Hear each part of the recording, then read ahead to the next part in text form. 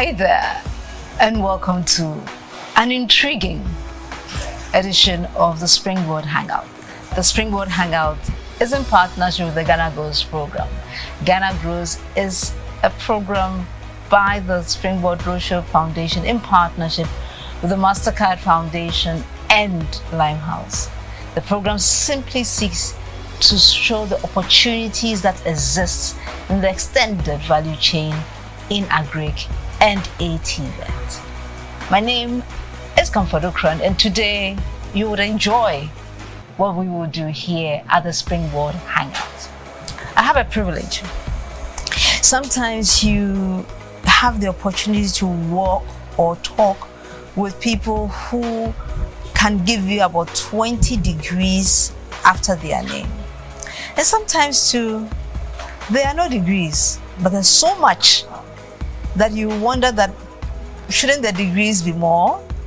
Today, I'm talking to a thinker, an analyst, as well as someone who just believes in going through the process systematically. Do help me welcome Timothy Owusu to the Springboard Hangout today. Thank you so much. Timothy, you're welcome. Thank you very much. Before we go into our conversation, yes, I want you to know to call someone to join us today because it's going to be very interesting. Don't go anywhere. We will be right back. Time to move on. He's all turned around. Get me York's rent a car. I need a car in 15 minutes. Hi, I'm Jake Morris, and I travel globally. But when I'm in Ghana, York's Rent a Car is my reliable choice for safety and comfort on the road. York's Rent a Car provides comprehensive logistics services to mainly blue chip companies as well as individual clients. At the time, we needed a car rental service, and York's fitted in very well per our standards. Their services is top notch. Drivers are on time. It was beautiful to see them behind the wheels, and anytime they pick up a guest, the guests were very, very happy. Already? Yes. Excellent. York's Rent a Car provides services and expertise that include meet and greet services at the airport, car rental, driver personal outsourcing, and vehicle detailing. What's the problem? It's you. I told you. York's Rent a Car delivers world-class service to its customers, having their highest safety and comfort in mind. So watch you. The of us are open for him. York's Rent a Car runs 24/7 operations where customers can make car reservations and inquiries of our services online and also call our hotline. Time to move on. He's all turned around. Welcome back to the Springboard Hangouts. The Hangouts, as you know, is your syndicated program. We're working together with Ghana Grows, which is a program from the Springboard Foundation in partnership with MasterCard Foundation and Limehouse. Today, we're going to have a chat with Timothy. Timo is fine. Tim fine. is okay. How you call me? Timothy is also fine. It really, it's all my name. And I would also want to say thank you for coming, and we appreciate you coming. We hope we both enjoy the program. We will. I believe everyone, yes, those watching us, we having the chat, yeah, as well as even the catfish, would all enjoy being part of this meeting. I always like to contextualize who we're working with today. So if you don't mind, tell me a bit about who you are.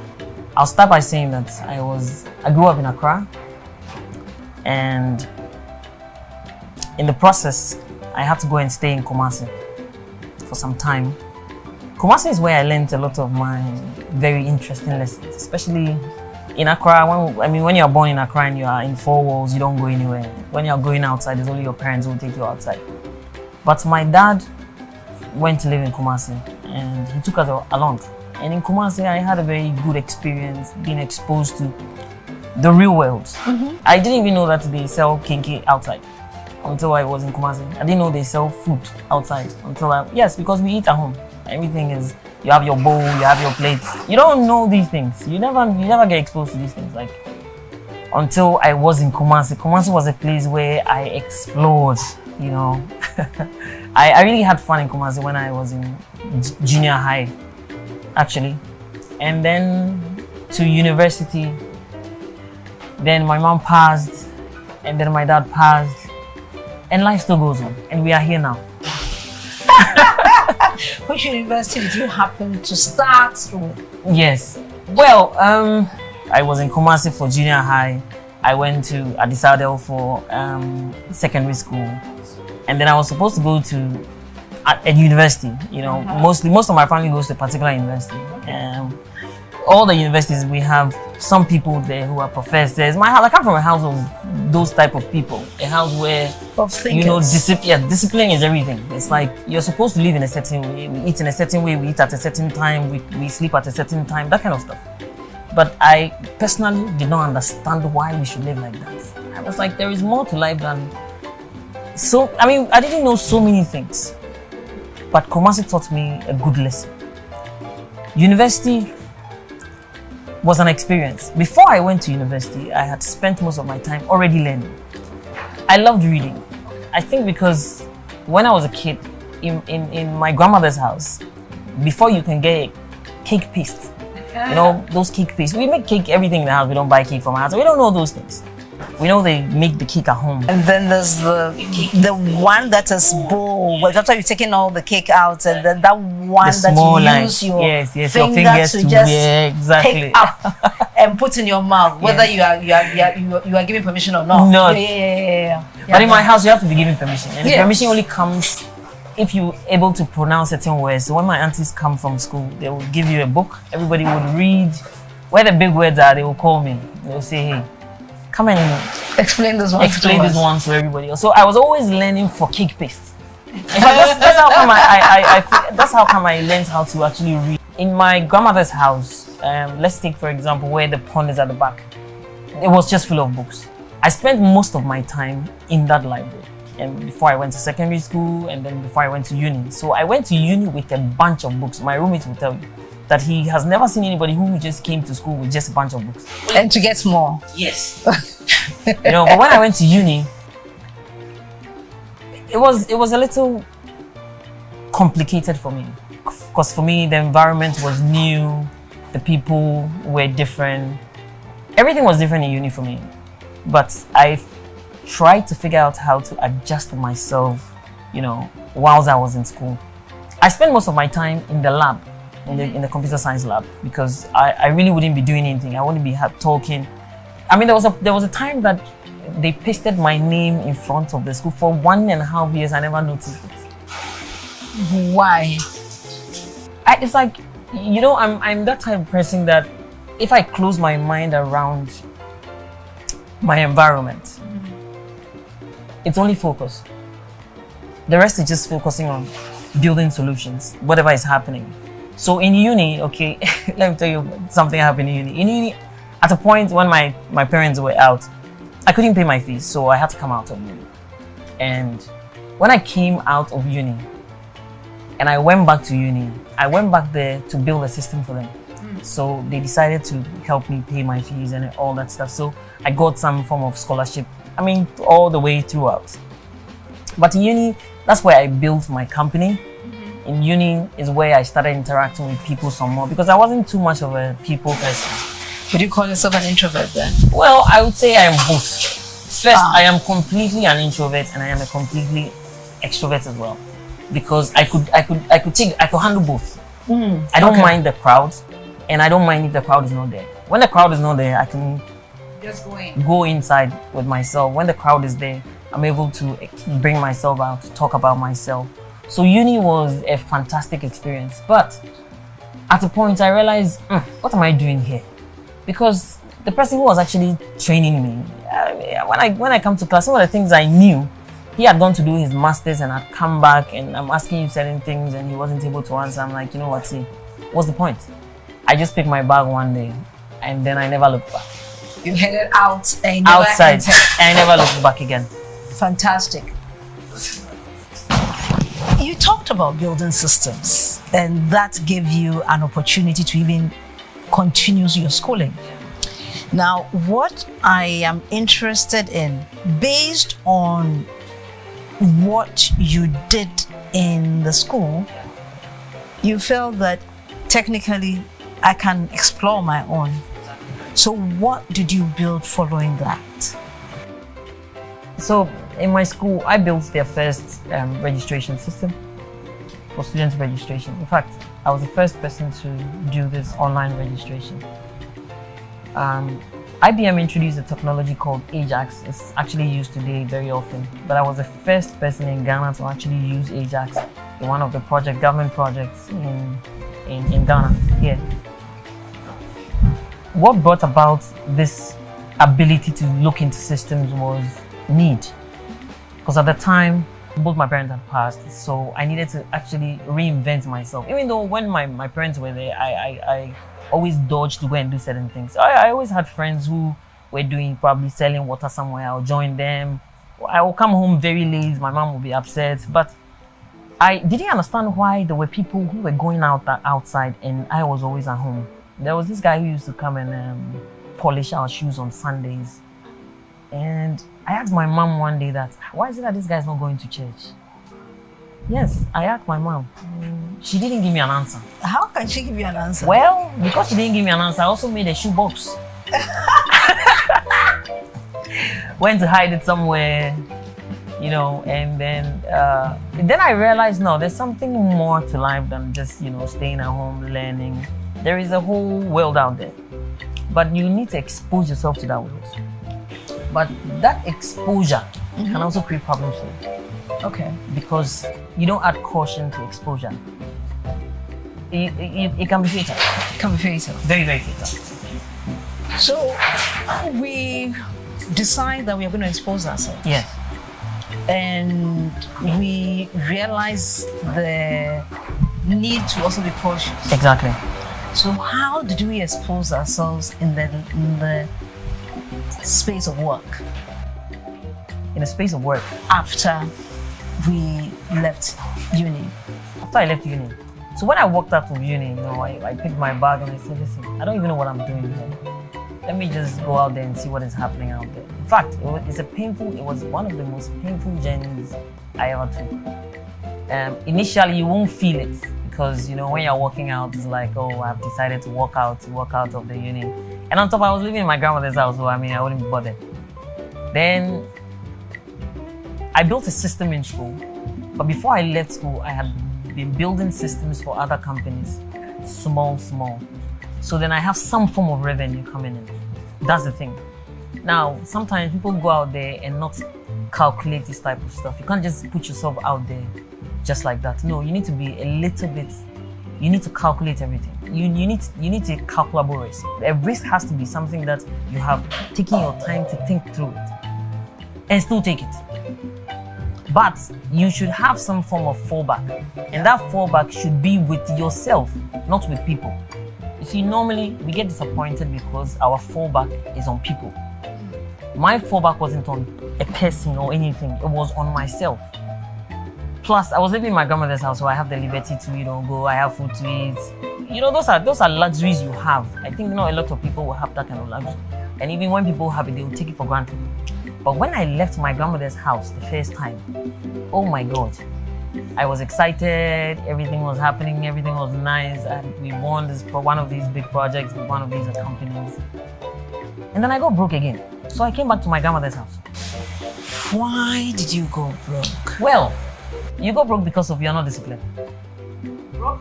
Not disciplined.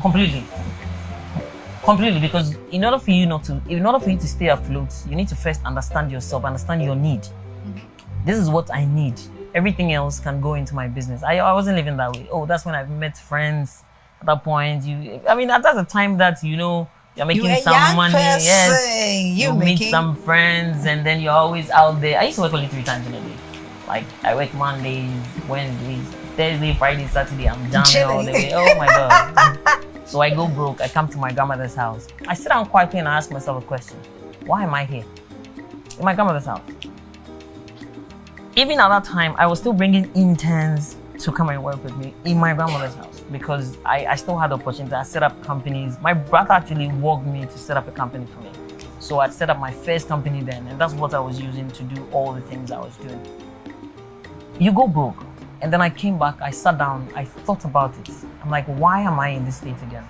So I needed to, something has to change. I wasn't too sure what had to change. I wasn't very sure. But I knew that something had to change. But eventually I got to realize that in order for you to grow, you, the individual, would have to change. Because it's just you. So one day I'm leaving my grandmother's house again. She says, "Are you sure you're not coming back?" I said, I'm not coming back. You've learned the And lessons. since then, I never returned. So with the caution that we want to add to the growth that we are looking for, we have to still take the risk. However, we need to learn to understand that we need to have some form of resilience. Because no matter what you will do, you will go up and you will come down. It's like seasons. There's a tree just in the school. That whole tree can be very green, and sometimes it can be very, very brown. There's no single leaf. Sense of life in Exactly. But it's seasons. What do you think happens to the tree when the leaves are not there? It's the roots that takes charge. The roots now find water in the ground. They say that if you want your hands to reach the heavens, your feet must touch the deepest recesses of hell. Therefore, in order for you to see light, you have to go through some form of darkness. And it's very important that in the darkness, you pay attention. You see, a lot of people fall because in the darkness, they still get distracted. At the point where you find yourself in darkness, in fact, that's when you need to figure out how to focus. Because it's a difficult road. It's not a road that is, that's why it's not everybody who is treading that road. No, it's not. It's a very, very difficult road. So if you, the individual, you don't take charge of the road yourself, then you cannot construct it. Because you are the constructor of the road that you are creating. Constructor of a road, understand why you want to create that The road, yes. and exactly where that road should Lead you to. One of the things I also realized, along the path is that sometimes we don't necessarily need a particular destination. What we need is what we intend to do to help. Because when you try to help people, they will never notice it. Say it again. When you try to help people, they will not notice it. The help you are bringing, they will not notice it. Sometimes we think that people need help. They are hungry. They don't need help. That's not the help you think. The help you think they need, that's not the help they need. No. In fact, that's why lots of programs don't work. Lots of programs don't work because we assume that the help we are bringing will put people in charge. No. We need people who have decided that they want to help themselves. That's step one. And then we bring them up on a certain level. There are people who immediately you give them money. If it's money you are looking for, immediately you give them money, they are done. If I use money I'm looking for, then why am I supposed to be working? No. But the love for what you do is the key. So we are on the Ghana Grows program. Yeah. As I said in the beginning, the Ghana Grows program seeks to show people or to bring to the fore the opportunities that exist in the extended agric and ATVET value chain. Yeah. I mean, we've started this journey with you. Yeah. We didn't really go to why we are here because I wanted people to understand the person before we bring into for where we are traveling on this journey. Okay. One of the interesting things that you just said right now is the fact that you can't really help people. People have to decide for themselves that they want to go travel a particular journey and then they go on that journey with you, hopefully. Yeah.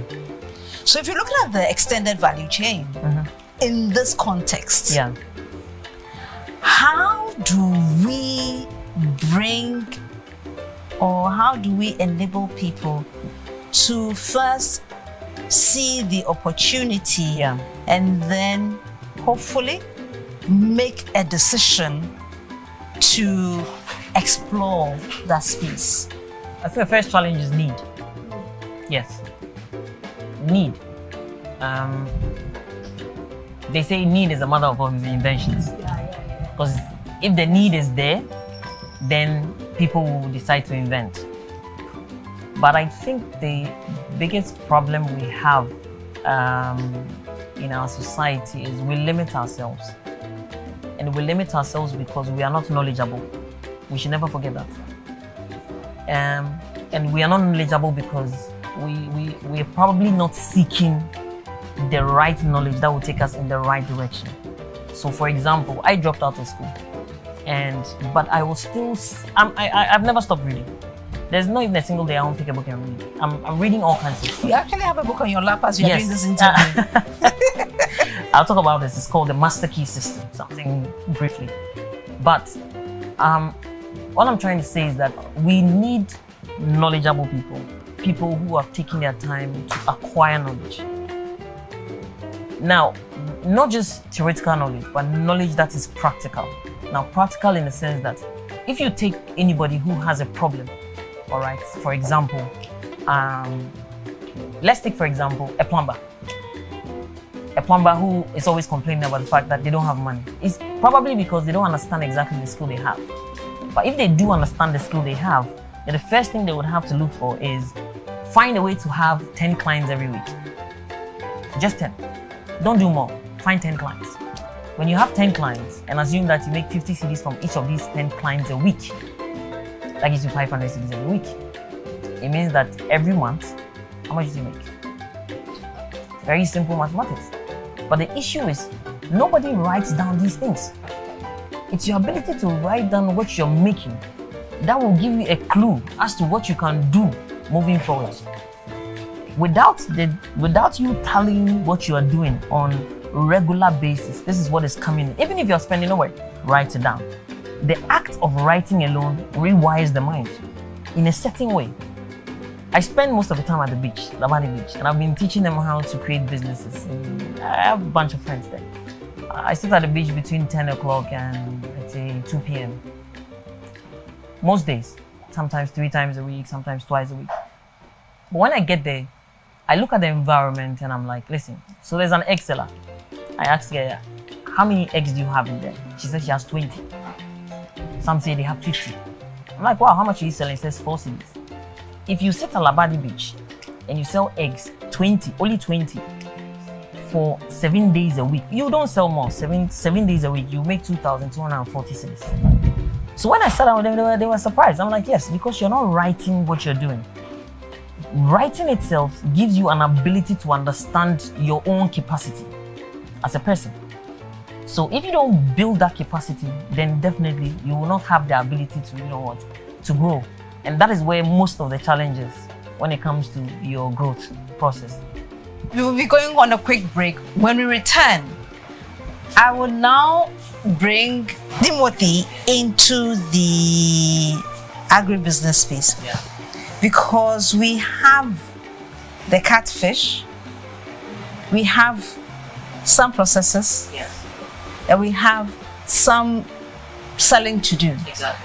And if we can do this well by the end of the program, this would have been the most informative edition of the Springboard Hangout. So don't go anywhere. We'll be right back with Tim. Time to move on. Get me York's rent a car. I need a car in 15 minutes. Hi, I'm Jake Morris, and I travel globally. But when I'm in Ghana, York's Rent a Car is my reliable choice for safety and comfort on the road. York's Rent a Car provides comprehensive logistics services to mainly blue chip companies as well as individual clients. At the time, we needed a car rental service, and York's fitted in very well per our standards. Their services is top notch. Drivers are on time. It was beautiful to see them behind the wheels. And anytime they pick up a guest, the guests were very, very happy. Already? Excellent. York's Rent a Car provides services and expertise that include meet and greet services at the airport, car rental, driver personal outsourcing, and vehicle detailing. What's the problem?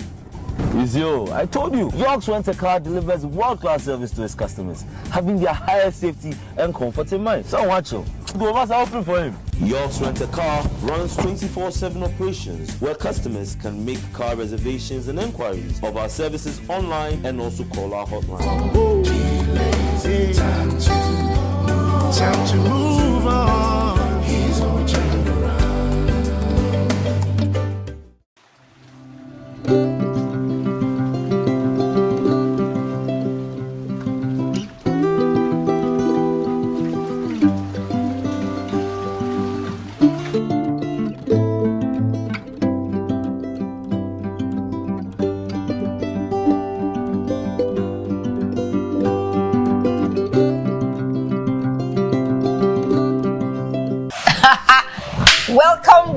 to the Springboard Hangout.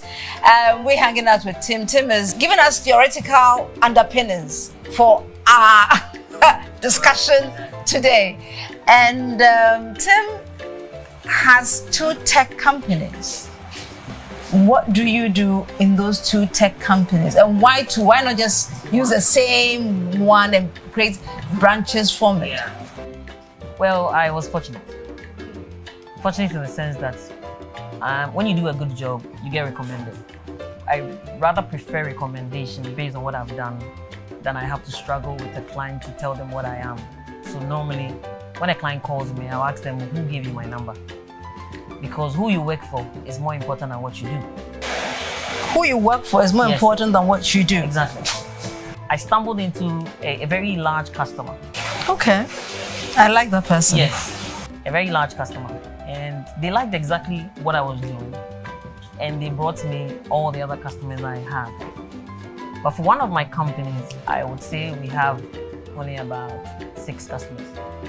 For the other one, which is in ed technology, we have close to 100. Close to 100 clients. Yes. Here in GH or Ghana, across? Ghana and across the West African region, Nigeria as well, and Ivory Coast.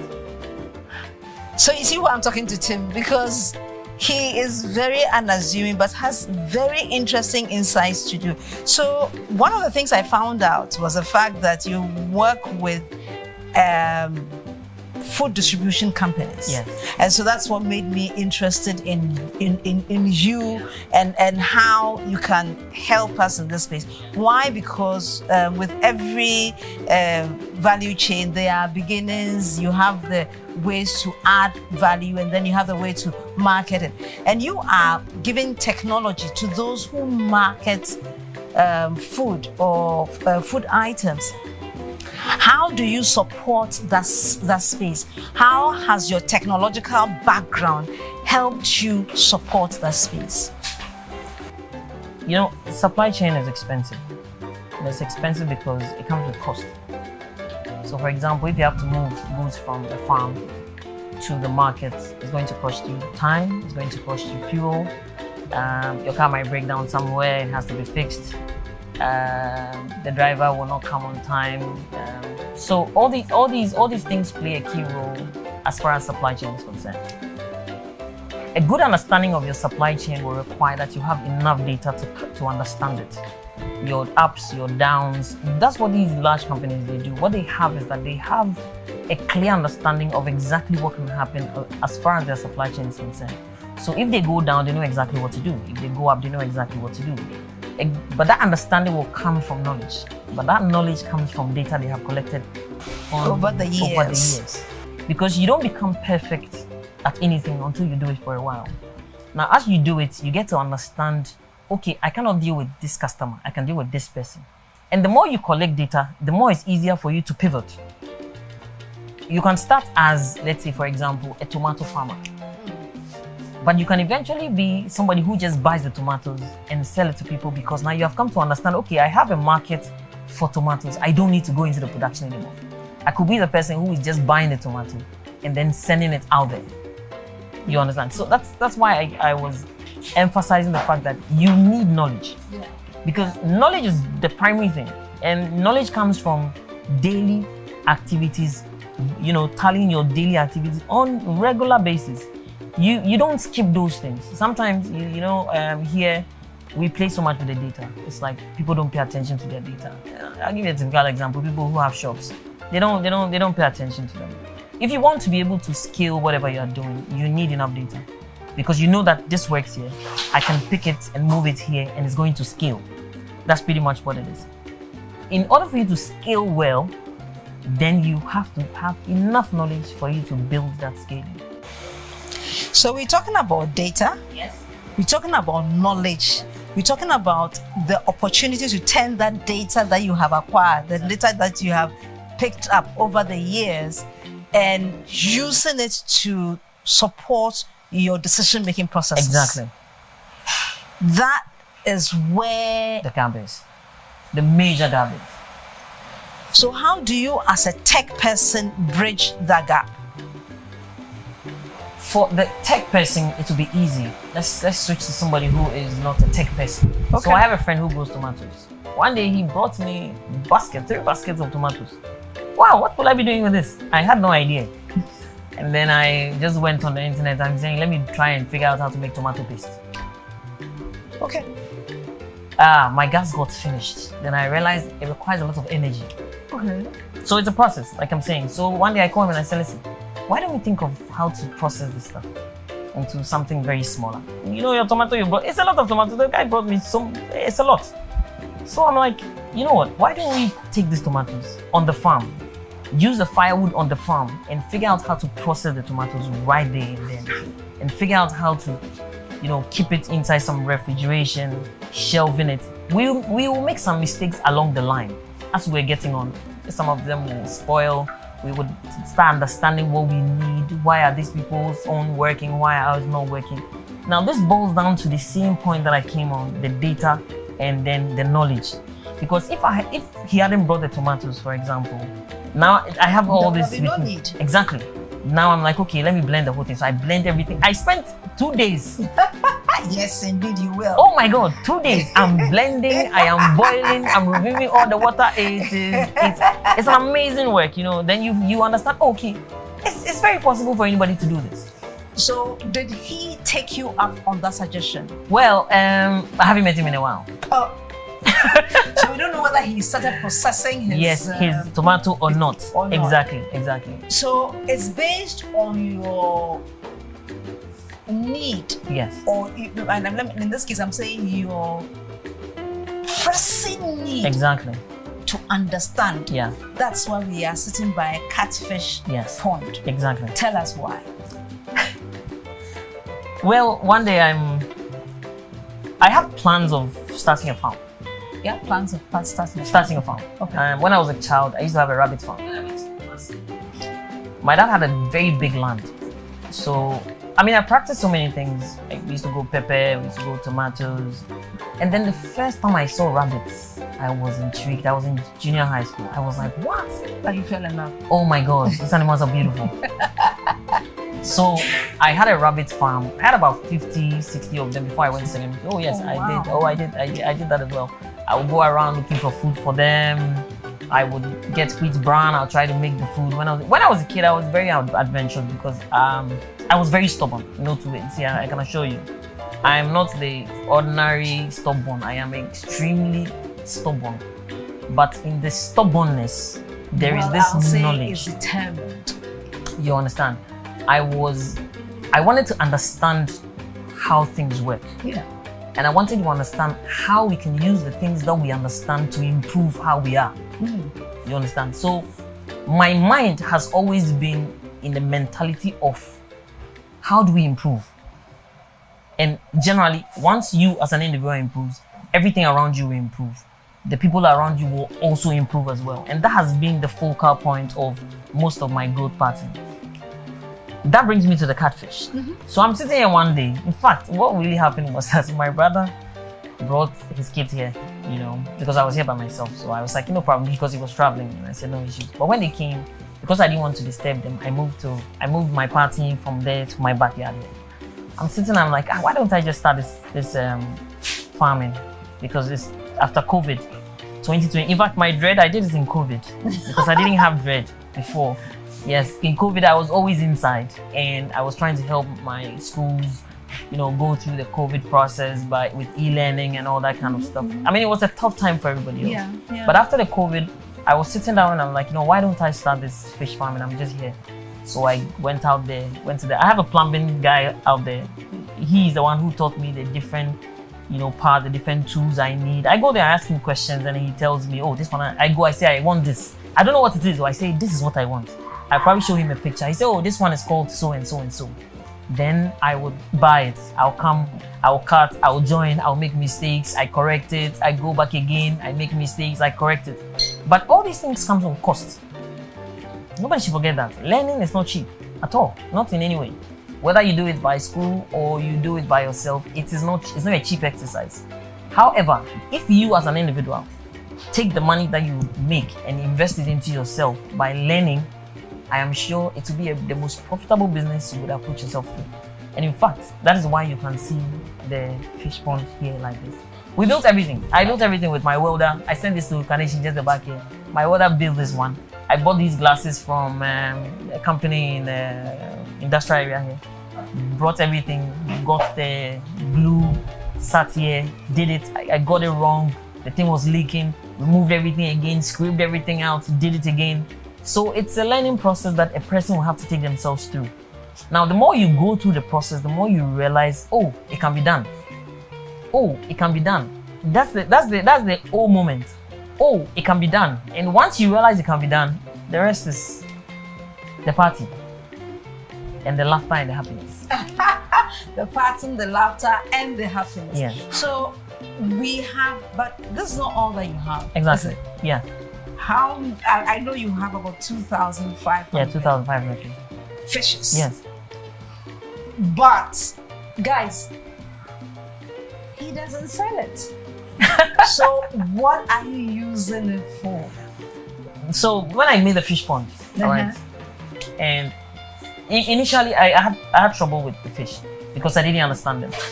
They got sick and I didn't understand how they are. I didn't understand that when they get sick, the texture of their skin changes. The texture of their skin color will change. When they get sick, they will start getting lighter and lighter and lighter. So you realize that the radiance of their skin is different when they are not well. But you wouldn't know this in the beginning. So this is where learning comes in. So you start studying. I start studying them, writing, making notes on every step of the way. That's how I figured exactly how each one of these fishes became. Or when they are sick, I know that okay, this is what it is. When like you notice that there's one of them that has a small sore. You'll see that this particular one. The black one? No, this one. The one a bit beside it. Yeah. It's a female though. This one of the beautiful females. This one there. Okay. It has a small red spot. You notice that there's a red spot under its throat. Yeah. Okay, so it's a type of bacteria. Okay, now that type of bacteria eats their flesh. However, so when it calcifies, yes, they have all kinds of. That bacteria is very, very dangerous. Like immediately it gets into the pond, your fishes will start dying. But then I needed to understand exactly how to deal with it because I brought fishes from somewhere else. In fact, that's what caused this. When you move your tools from one pond to another pond to another pond to another pond, what you might be doing is that you are transferring diseases from one pond to another. So those are steps I have to take. I'm like, okay, so my guy who helps me here, I told him, listen, we don't have to do this. We have to do it this way or follow a certain kind of route. But you still have to learn. It's a process you cannot do without learning. So we're learning that as a person, learning should be part of you daily, weekly. Yes. And that learning can be in different fields. Yes. But ideally, what the particular field that you are in, kindly find out more about it. Yeah. Then Timothy is now in the process of learning about catfish. Yes. But you are not in the catfish business. Yes. So why are you learning about catfish? Well, I think when you have a solutions mentality, everything that you touch, you realize that you can solve a problem somehow. Okay. So there is food problem everywhere. However, we can't save a lot of people with the fish we have. It's only 2,500. It's not a lot. We can keep the cycle on and on and on. However, it's still not a lot. The real goal is to actually do this on a very large scale, like in an industrialized form. But to do that, you need to start from a certain point. And this is the beginning. There will be the next step where you come and see a bigger factory where you see plenty fishes, 1 million, 2 million, that kind of stuff. And we are shipping them out there to the entire West Africa. And that's the goal, you understand? That's actually where the direction is going. And in as much as we want to be able to grow, we still have to start from somewhere. I intentionally drew this out of you because I wanted to show to our listeners and audience that sometimes you may have an end goal, but you don't necessarily have to start from the end goal. No. you may need to do some learning. Yes. And that learning will be free for the time being, because right now I understand that if I come here on Friday, which is today actually. Yes, today In the evening. I mean we will hang out not just with words, yes. We would hang out with catfish. Yes. Fresh catfish that we pointed in the pool and said, this is the particular one that I want. Yes. No, not this pool, not this pool. Not this pool, but in the general pool. We go there and say, okay, we want this. Want a size like this, and then we can give you that size. Yes. And that is what we would have. Yeah. So basically, you are using this time to prepare yourself. Exactly. It may seem free, it may seem frivolous. Exactly. But there's an end game. Exactly. There is always an end game. There's an end game. Always. And that is something that we must all keep in our minds. We must start thinking about it and say, where are we going? Exactly. What do we want to achieve? Yeah. What is the process? What is the path? What is the road? Road towards it. Yeah. What's the road towards it? Yeah. And then be willing. Yeah, that's the word. Be willing. Be willing. Be willing to go through it. To take our time. Yes. Go through it step by step. Sometimes fall down. Yes. In fact, if you say it better, I'm just sure you say it for me, please. Well, I mean, you would have to take the road, and I'll tell you what, the road is not clear. The road is not there. But when you take the step, the road makes up. It comes up because you have taken the step. It's like this. When you sit wherever you are sitting, for example, like you rightly said, you need to have the goal in mind, the actual goal in mind. So you go into the future and picture yourself, but come back into your present and ask yourself, who am I? Where am I? What can I do now? Those are questions you need to ask yourself. Now, once you ask yourself, then you start taking the steps. Every step you will take forward, whatever you need is in that step. It's not where you are sitting. Because if you sit, you won't get the results. As you take your steps forward, for some reason, the universe finds a way to bring you all the people you need in order to get the results you're looking for. And that is why need is very important. Need is the starting block. Exactly. Need is very, very important. Because the more you demand from the universe, the more you will get. It's like demand and supply.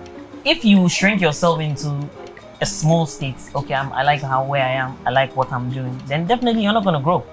But if you tell yourself that I'm going to demand of myself a lot of discipline, I'm going to demand of myself to ensure that people improve, I'm going to demand of myself, it means that you as an individual has to demand a lot from yourself before you can even go out there and demand from anybody else. It cannot happen like you go out there and demand from anybody without you demanding from yourself. The demand starts with you. Now, once you start demanding it from yourself, you notice that you'll be led to be taking certain steps. Now, those steps will take you to certain places and you'll meet certain people and you'll be surprised. How is all this thing coming together? It is because you decided to take the step. Step by step. In my office, there's something they call apoko is the way. Definitely apoko is the way. Apoko. When I go there one day, they said, the new motto in our office is apoko is the way. I'm like, oh, fantastic. Yeah, because when you're building the code doesn't, it's not exactly. You have to do one small code at the time. Wow. This has been very, very engaging. Now, I'm curious. I mean, I've never interviewed somebody who's come with a book before, unless they wrote the book. So definitely, he didn't write this book because I can see somebody else's name on it. So tell us, why did you bring this book and what do you have to share from it to us? Well, this book is called The Master Key System. It was written by Charles F. Hanel. It's a very interesting book. I have 2 books I may recommend for people to read. The first one will be this one. The second one would be The Miseducation of a Negro. The reason I recommend this book is how we think. If you want anything in this world, you will get it. But it is how you think about it. Normally, you see, our society is built around fear. Fear is the most dangerous of all things, of all emotions. It's something you have to live without. If you are out of fear, it means you can achieve anything. But immediately you are afraid, what happens is that you create for yourself an ability not to move because you're afraid. Oh, I don't think it will work. You understand? I'm not sure. No. Who cares about sure and not sure? Move. If you fail, it's okay. You learn a few things. It even gives you enough courage to even take further steps because you have failed. If you take somebody like Elon Musk, he does these things and they give him the opportunity to do these things because the failure, those are the steps towards where you're going. Without failing, there is no way you go anywhere. You cannot go anywhere without failing. But our system has trained us. In fact, it's a global thing. It's not just our own system. The world is training us not to take steps because they think we will fail. No. First, I tell my people, we are failing. That's what we have to do. We need to consistently fail. So the more we fail, the faster we fail, the better our chances. So we fail faster here. In our office, we fail. We are the fastest at failing so that we can be quick at providing the solution because we do not know. We don't assume that, no, you will never know until you have put yourself in there. So the first step I always tell people is take away the fear. And one of the things this book does for you is that it gives you a clear understanding of the fact that how you think affects the output that you have in the world. It's that simple. So somebody might think that, oh, this person is lucky, that person, no. They haven't told you the pain they've gone through. If they told you the pain they've gone through, before I was just here by myself, I was very, very sick and I was the only person in my company. And I was very broke too as well. On the floor in my hall. I have to visit a client. I'm so unwell, but the way I am with my clients, my earlier clients, I'm very cool with them. I had to drive. When I go there, I told him the way I'm feeling, I cannot sit. So I had to lie on the floor and then work from there before he took me to the hospital. You know, if you don't tell people some of these things, they think that, oh, some people are like, no, even when you are dying, you need to drag yourself out there. They don't know. It's some of those experiences, some of those pain points that sometimes you keep inward and gives some people the erroneous impression that life is a bunch of roses. Yeah, simple for you. Oh, I say you are lucky. No. You have no idea. I always tell people, I was in Lagos. I'll tell you a small story. I was in Lagos. When I went to Lagos with the intention of getting a client before I leave. Now, I live in Lekki. I had to walk from like Tema to Accra just to meet my clients, to collect my money. Because as at that time, I had exhausted all my options, all my money. It's intentional. I intentionally put myself in that kind of situation. I do that because, for me personally, I don't think anything is permanent.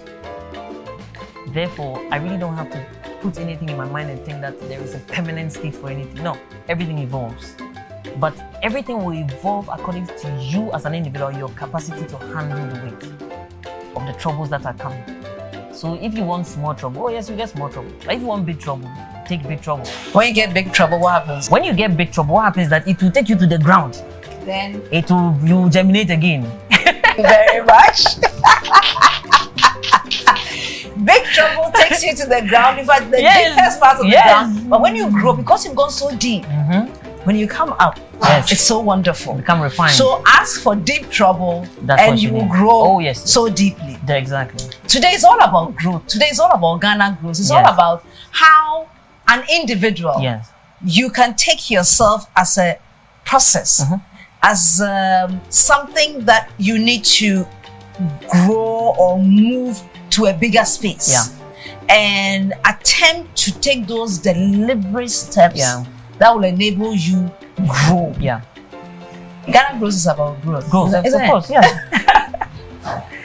So you are watching us today. What growth process have you decided? Because it starts with a decision. Exactly. And that decision depends on a need. Yes. So what need have you identified? What decision have you made? Yes. And how much are you willing to grow? And how much resistance are you willing to put in? Because without the resistance, without the obstacles, without those things, you'll just be going for a walk. Oh yeah. And you will not be building capacity to influence your world. I agree. I agree with you. Perfectly said. So if we say we are summarizing everything that we said today, what would I say? Well, what I would say is Ghana grows means Ghana grows. It simply means that we all grow. And we have to learn to grow. It's not something that just happens. It's a process that we would have to take ourselves through. Even for Ghana grow itself, it has to learn to grow. Because during the processes, they will see some of the things they have to do, some of the things, some of their failures here and there. You've experienced all these things. And these things, they shape you. You don't have to be perturbed about some of these disturbances. They are there to distract you. Always notice that anything that comes your way that looks like it's trying to bring your spirit down is only trying to disturb you. It's okay. Just don't focus on it. Because the more you focus on it, the more you give it energy. It's that simple. The more you pay attention to the things that you don't want to pay attention to, the more you give the things you don't want to pay attention to energy. So rather, take that energy and put it inside Ghana Grows, and they will all grow. It's that simple. Take our energy, put it in Ghana Grows, and we all shall grow. Before we leave, I think the fishes have been silent. We want to feed them, so that they'll say hello to us, right? Promise? Because they are so cool. They are full, that's why. They are very full. Normally, they sleep a lot more. They sleep more than us. I see. So we will see the fishes being fed very soon.